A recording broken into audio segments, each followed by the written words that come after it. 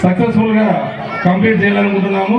కాబట్టి వచ్చిన భక్తాదులందరూ కూడా ఏమన్నా మీ ప్రాబ్లమ్స్ ఉంటే కన్నా మా దృష్టికి తీసుకొని, ఇప్పుడు నేను ఇక్కడే ఉంటాను, ఏదైనా ఉన్నా మీరు వచ్చి మాకు ఇన్ఫార్మ్ చేయొచ్చు.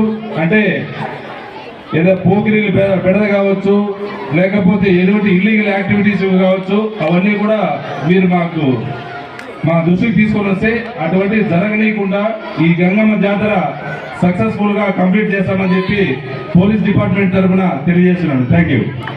మా యొక్క గుడి తరఫున ధన్యవాదాలు తెలుపుతున్నాము. ఎందుకంటే మన సార్ వచ్చేసి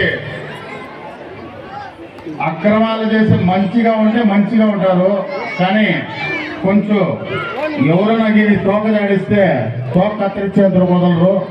అట్లాంటి సార్ మన సారు. ఎందుకంటే జాగ్రత్తగా ఉండండి.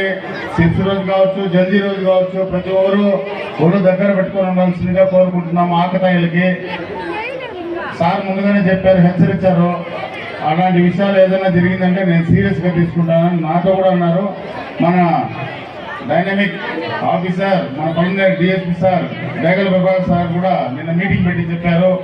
ఎందుకంటే ఏ అవాంతనీయం జరగకుండా మన అమర్నాథ్ రెడ్డి గారి ఆధ్వర్యంలో పండగ జరగాలనేసి మాకు అమరనాథ్ గారు సూచించారు. అమరనాథ్ గారి ఆశీస్సులతో మేము ఈ పండగ చేస్తున్నాము. అలాగే మా అమరనాథ్ గారికి కూడా ధన్యవాదాలు తెలుపుకుంటున్నాను.